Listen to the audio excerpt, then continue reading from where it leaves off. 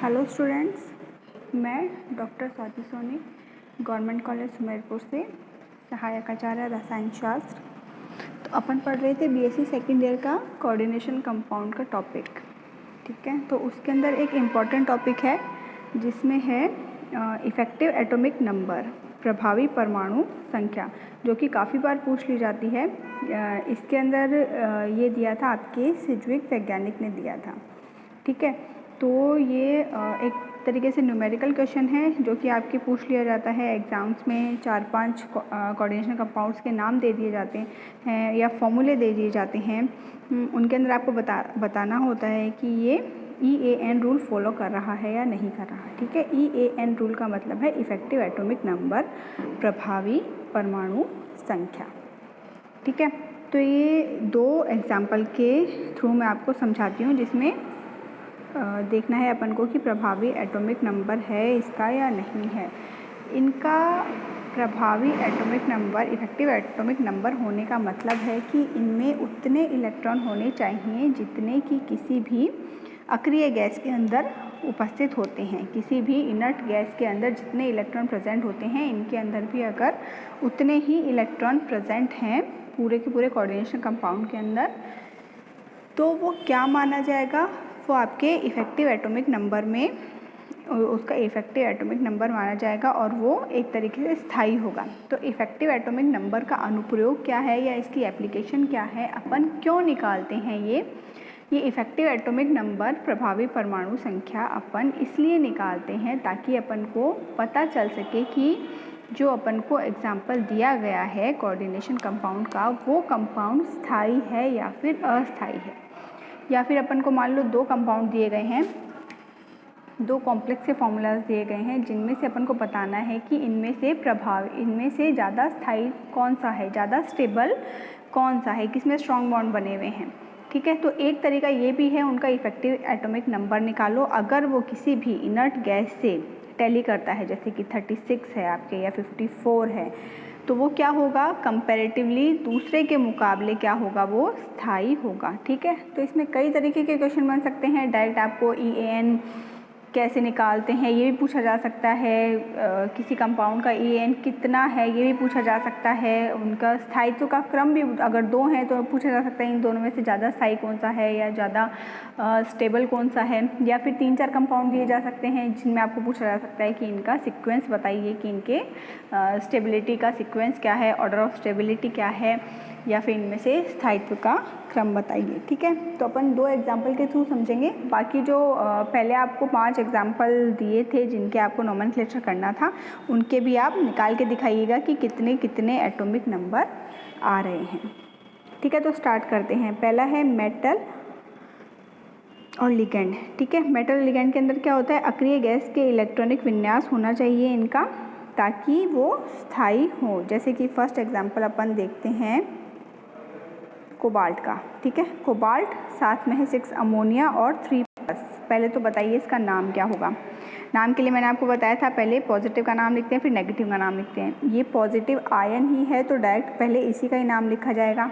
और बड़े ब्रैकेट के अंदर जो भी होता है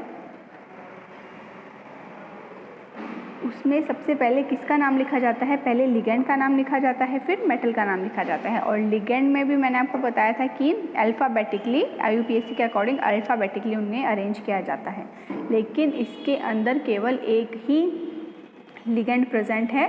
तो अमोनिया का नाम लिखेंगे सबसे पहले लिगेंड के रूप में। अमोनिया का नाम क्या होता है, एमीन। ठीक है, उससे पहले उसकी संख्या मेंशन करेंगे, कितनी है, 6 को अपन क्या बोलेंगे, हेक्सा।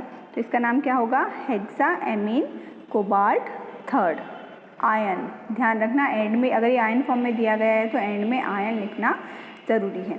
अब देखते हैं इनका इफ़ेक्टिव एटॉमिक नंबर किस तरीके से निकालते हैं।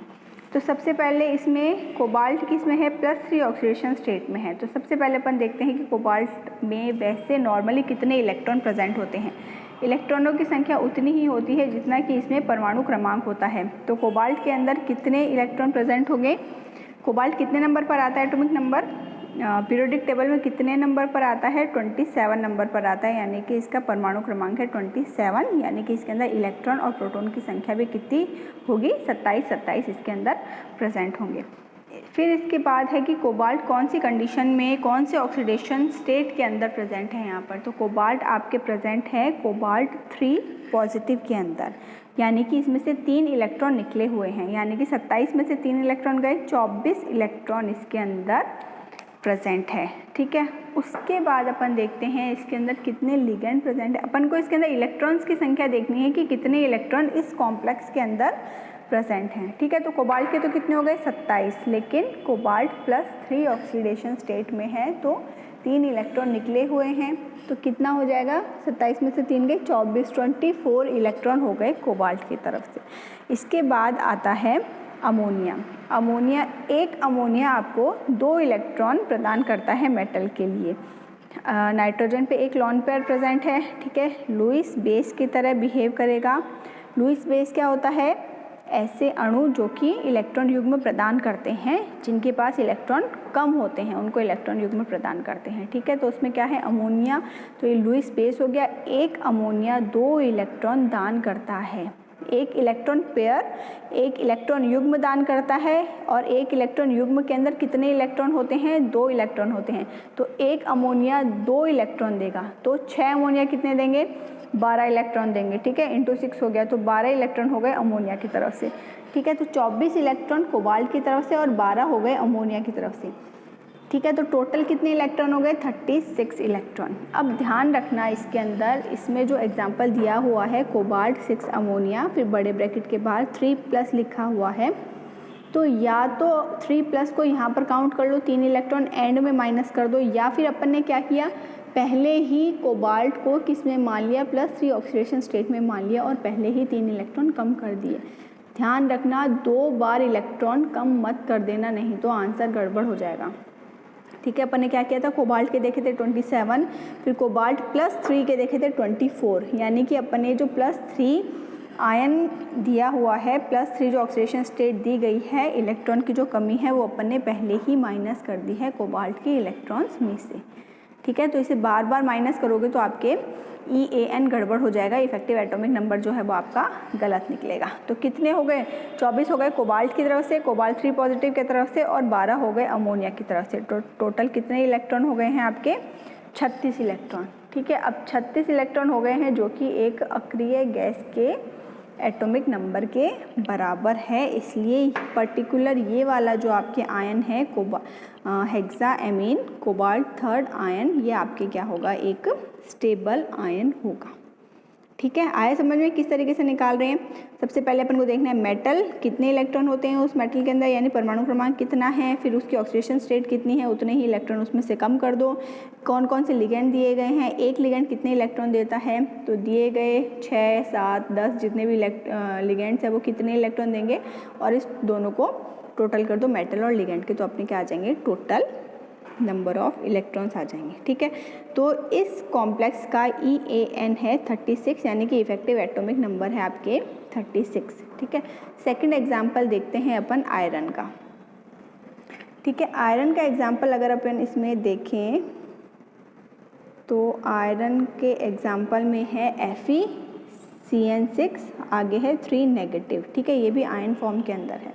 तो इसके अंदर अपन देखते हैं कितने जो है आपके, इसका सबसे पहले अपन नामकरण करते हैं। नामकरण में क्या बताया था मैंने, पहले पॉजिटिव का नाम लिखते हैं फिर नेगेटिव का नाम लिखते हैं, लेकिन ये क्या है नेगेटिव आयन है तो इसी का नाम लिखा जाएगा। और मेटल और लिगेंड में से पहले लिगेंड का नाम लिखा जाता है फिर मेटल का नाम लिखा जाता है। ठीक है, तो लिगेंड के नाम से पहले क्या होगा, लिगेंड की संख्या मेंशन करेंगे जो कि है 6, यानी कि हेक्सा साइनो आयरन, आयरन लिख दो या फिर फेरस लिख दो। ठीक है, लेकिन ये एक नेगेटिव आयन है, तो नेगेटिव आयन में अब मैंने आपको बताया था कि मेटल का नाम कैसे लिखा जाता है, मेटल के नाम के साथ एक सफिक्स लगता है ATE 8। ठीक है, तो फेरस की जगह क्या लिखेंगे फेरेट। ठीक है, तो इसका नाम क्या हो गया hexa cyano ferret 3rd ion.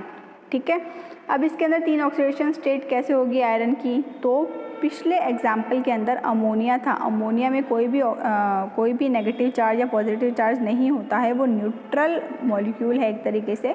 तो ब्रैकेट के बाहर जितने भी +3 दिए गए हैं वो कोबाल्ट की ऑक्सीडेशन स्टेट हो गई। लेकिन यहाँ पर इस आयरन वाले कॉम्प्लेक्स के अंदर जो साइनाइड है वो नेगेटिवली चार्ज्ड होता है, उस पर एक ऋणात्मक आवेश होता है। तो एक साइनाइड पर ऋणात्मक आवेश है -1, तो 6 पर कितना हो गया -6 हो गया। तो बाहर ब्रैकेट के बाहर क्या लिखा हुआ है, -3 लिखा हुआ है ब्रैकेट के बाहर, यानी कि आयरन की कितनी ऑक्सीडेशन स्टेट होगी कि 6 में से अपन को -3 ही बाहर मिलेगा, यानी कि आयरन कौन सी स्टेट में होगा, +3 ऑक्सीडेशन स्टेट में होगा, जिससे कि अपन को क्या मिलेगा, बाहर की तरफ -3 मिलेगा। ठीक है, तो सबसे पहले अपन इसमें देखते हैं कि मेटल के अंदर कितने परमाणु क्रमांक है या फिर कितने इलेक्ट्रॉन और प्रोटॉन प्रेजेंट है।